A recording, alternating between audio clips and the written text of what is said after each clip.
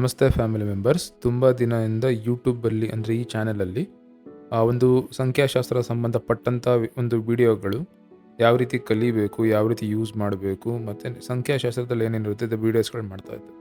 ಇದ್ರ ಜೊತೆಯಲ್ಲಿ ನಾರ್ಮಲಾಗಿ ನೀವು ಕಾಲ್ ಮಾಡಿದಾಗ ನಿಮ್ಮ ಮೇನ್ ಪ್ರಾಬ್ಲಮ್ ಬಂದು ಎಷ್ಟೊಂದು ಜನಕ್ಕೆ ಯಾವ ಟೈಮಲ್ಲಿ ಏನು ಕೆಲಸ ಮಾಡಬೇಕು ಅಂತ ಗೊತ್ತಿಲ್ಲ, ಅಥವಾ ಜೀವನದಲ್ಲಿ ಪರ್ಟಿಕ್ಯುಲರ್ ಆಗಿ ಏನು ಮಾಡಬೇಕು ಅಂತ ಐಡಿಯಾ ಇಲ್ಲ.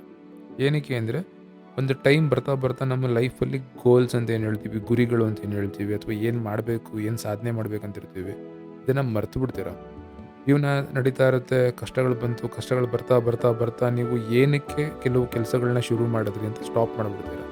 ಸೊ ಅಂಥ ಟೈಮಲ್ಲಿ ವ್ಯಕ್ತಿ ತನ್ನ ವ್ಯಕ್ತಿತ್ವನ, ತಾನು ಮಾಡೋ ಒಂದು ಕೆಲಸನ ಹಾಗೂ ತನ್ನ ಯೋಚನೆಗಳನ್ನ ಬದಲಾಯಿಸ್ಕೊಂಡ್ರೆ ತುಂಬ ಒಳ್ಳೆಯದು. ಸೊ ಯಾವ ವ್ಯಕ್ತಿ ತನ್ನ ಒಂದು ಯೋಚನೆನ ತುಂಬ ಕಂಟ್ರೋಲಲ್ಲಿರ್ತಾನೆ, ಒಂದು ಅಭ್ಯಾಸಗಳು ಚೆನ್ನಾಗಿರುತ್ತೆ ಅಂಥವ್ನ ಜೀವನದಲ್ಲಿ ಯಾವಾಗಲೂ ಗೆಲ್ತಾನೆ. ಬಟ್ ಏನಂದರೆ ಕೆಲವು ಮನಸ್ಸಿಗೆ ಸಂಬಂಧಪಟ್ಟಂಥ ಟಾಪಿಕ್ಗಳು, ಉದಾಹರಣೆಗೆ ಕೋಪ, ಬೇಜಾರು, ಖುಷಿ, ನೋವು, ದುಃಖ, ಇದೆಲ್ಲ ಏನಕ್ಕಾಗುತ್ತೆ, ಇದರ ಅರ್ಥ ಏನು, ನಾವು ಬೇಜಾರಾಗಿ ಕೂತ್ಕೋಬೇಕಾ, ಯೋಚನೆ ಮಾಡ್ತಾ ಕೂರ್ಬೇಕಾ, ಅಥವಾ ಕೆಲವು ಸಲ ಸುಮ್ಮನೆ ಇರೋದು ಒಳ್ಳೆಯದಾ, ಏನಾದ್ರು ಯೋಚನೆ ಮಾಡಬೇಕಾ, ಮಾಡಬಾರ್ದಾ, ಒಳ್ಳೆಯದು ಕೆಟ್ಟದ್ದು ಅಂದರೆ ಏನು, ಈ ಟಾಪಿಕ್ಗಳ ಬಗ್ಗೆ ಯಾವತ್ತೂ ಯಾರೂ ಮಾತಾಡಿಲ್ಲ. ಸೊ ಅದಕ್ಕೋಸ್ಕರ ವಾರಾಗೊಂದ್ಸಲ ಅಥವಾ ಯಾವಾಗ ಅವಶ್ಯಕತೆ ಇರುತ್ತೆ ಅಂತ ಅನಿಸುತ್ತೆ ಆ ಟೈಮಲ್ಲಿ ಕೆಲವು ವೀಡಿಯೋಗಳನ್ನ ನಾನು ಅಪ್ಲೋಡ್ ಮಾಡಿ ಇದರ ಬಿಡ್ತಾ ಇರ್ತೀನಿ. ಇದ್ರೇನಂತಂದರೆ ಇದು ಏನು ನ್ಯೂಮರಾಲಜಿ ಇದೆ, ನ್ಯೂಮರಾಲಜಿ ಟಾಪಿಕ್ ಅಲ್ಲ. ಲಾ ಆಫ್ ಅಟ್ರಾಕ್ಷನ್ ಅಂತ ಏನು ಹೇಳ್ತೀವಿ ಅದು ಅಲ್ಲ. ಒಂದು ವ್ಯಕ್ತಿ ಇನ್ನೊಬ್ಬ ವ್ಯಕ್ತಿಗೆ ತನ್ನ ಒಂದು ಅನುಭವನ, ಅಥವಾ ಏನೊಂದು 100 ಜನ 1000 ಜನ ಈ ಥರ ನಾವು ಮಾತಾಡ್ತಾ ಇರ್ತೀವಿ, ಕಷ್ಟಗಳು ಹೇಳ್ತಾರೆ, ಅಥವಾ ಅವರ ಅನುಭವಗಳೇನಿರುತ್ತೆ ಅದು ಒಬ್ಬ ಮನುಷ್ಯ ಯಾವ ರೀತಿ ತನ್ನ ಜೀವನದಲ್ಲಿ ಉಪಯೋಗಿಸ್ಕೋಬೋದು, ಅಳವಡಿಸ್ಕೋಬೋದು ಅಂತ ತಿಳಿಸ್ಕೊಡ್ತಾ ಹೋಗ್ತೀನಿ. ಅಭ್ಯಾಸಗಳು ಚೇಂಜ್ ಆದರೆ ಮನುಷ್ಯ ಆಟೋಮೆಟಿಕ್ಕಾಗಿ ಚೇಂಜ್ ಆಗ್ತಾನೆ. ಉದಾಹರಣೆಗೆ ಚಿಕ್ಕದ್ರಲ್ಲಿ ತುಂಬ ಚೆನ್ನಾಗಿ ಓದ್ತಿದ್ದು ಸಡನ್ನಾಗಿ ಕಾಲೇಜಿಗೆ ಬಂದಮೇಲೆ, ಸ್ಕೂಲಿಗೆ ಬಂದಮೇಲೆ ಓದೋದನ್ನು ಬಿಟ್ಬಿಡ್ತಾರೆ. ಏನಕ್ಕೆ ಅಂದರೆ ಮನುಷ್ಯ ಚೇಂಜ್ ಆಗಲ್ಲ, ವ್ಯಕ್ತಿ ಚೇಂಜ್ ಆಗಲ್ಲ, ಪರಿಸ್ಥಿತಿ ಚೇಂಜ್ ಆಗಲ್ಲ. ಮನುಷ್ಯನಿಗೆ ಬದಲಾಗೋದು ಮೊದಲನೇದು ಬಂದು ಟೈಮ್. ಸೊ ಆ ಟೈಮಲ್ಲಿ ಯಾವ ಗ್ರಹದ ಒಂದು ನಿಮಗೆ ಒಂದು ಪ್ರಭಾವ ಇರುತ್ತೆ ಆ ರೀತಿ ಇರ್ತೀರ. ಅದು ಬಿಟ್ಟು ನಿಮ್ಮ ಅಭ್ಯಾಸಗಳು. ಸೊ ಸುತ್ತಮುತ್ತ ನಾವು ಏನು ಜನಗಳಿದ್ದಾರೆ ಅವರ ರೀತಿನ ನಾವು ಕೂಡ ಸುಮಾರು ಅವರ ಅಭ್ಯಾಸಗಳನ್ನ ನಾವು ಗೊತ್ತಿಲ್ಲದೇ ಅಳವಡಿಸ್ಕೊಂಡಿರ್ತೀವಿ. ಈ ಟಾಪಿಕ್ನ ಯಾರೂ ಮಾತಾಡಲ್ಲ, ಏನಕ್ಕೆ ಅಭ್ಯಾಸಗಳು ನಮಗೆ ಗೊತ್ತಿಲ್ಲದೇ ಕಲಿಯುವಂಥದ್ದು.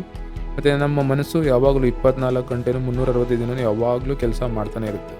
ಸೊ ಇದ್ರ ಬಗ್ಗೆ ನಾವು ಯಾವತ್ತೂ ಮಾತಾಡೇ ಇಲ್ಲ.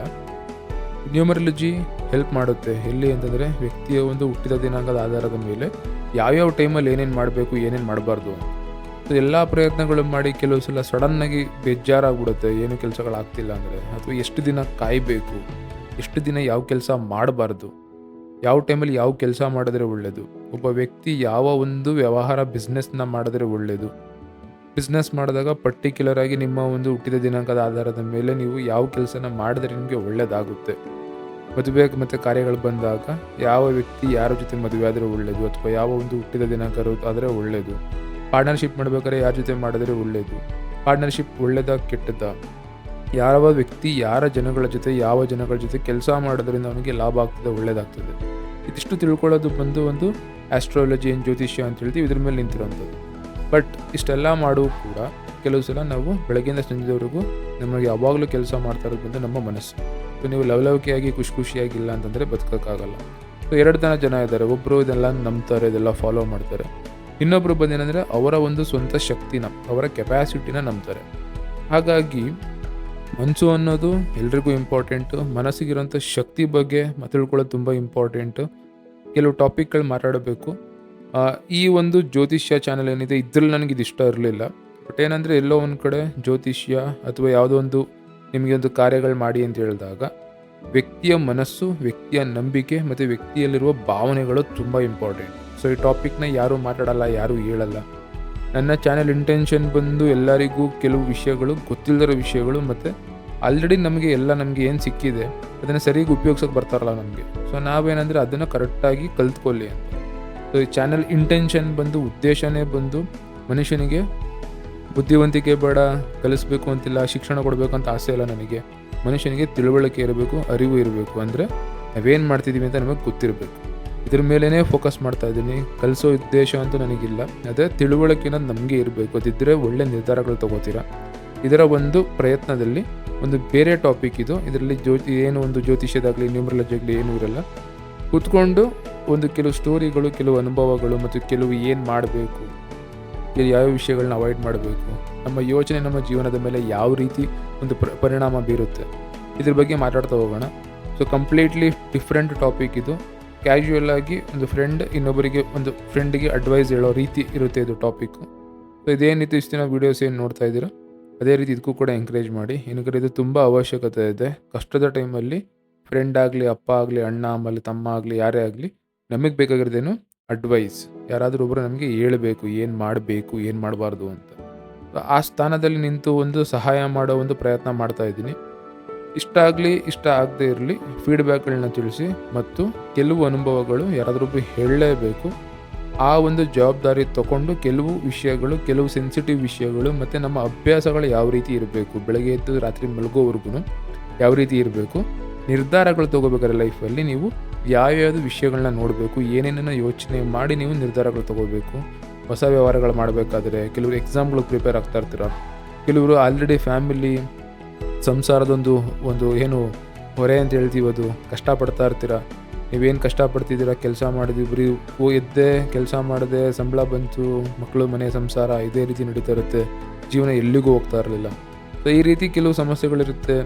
ಅಂಥ ಟೈಮಲ್ಲಿ ಯಾರಾದರೂ ಒಬ್ಬರು ಕೂತ್ಕೊಂಡು ನಿಮ್ಮ ಮನಸ್ಸಲ್ಲಿ ಏನಾಗ್ತಿದೆ ಅಂತ ಕೇಳಬೇಕು, ಅಥವಾ ನಿಮ್ಮ ಮನಸ್ಸನ್ನು ಕಂಟ್ರೋಲ್ ಮಾಡಿ ತಲೆ ಕೆಡಿಸ್ಕೋಬೇಡಿ, ಮನಸ್ಸಿಗೆ ಹಾಕೋಬೇಡಿ ಅಂತ ಹೇಳಬೇಕು. ಇದು ಅವಶ್ಯಕತೆ ಇದೆ ಈಗಿನ ಕಾಲದಲ್ಲಿ.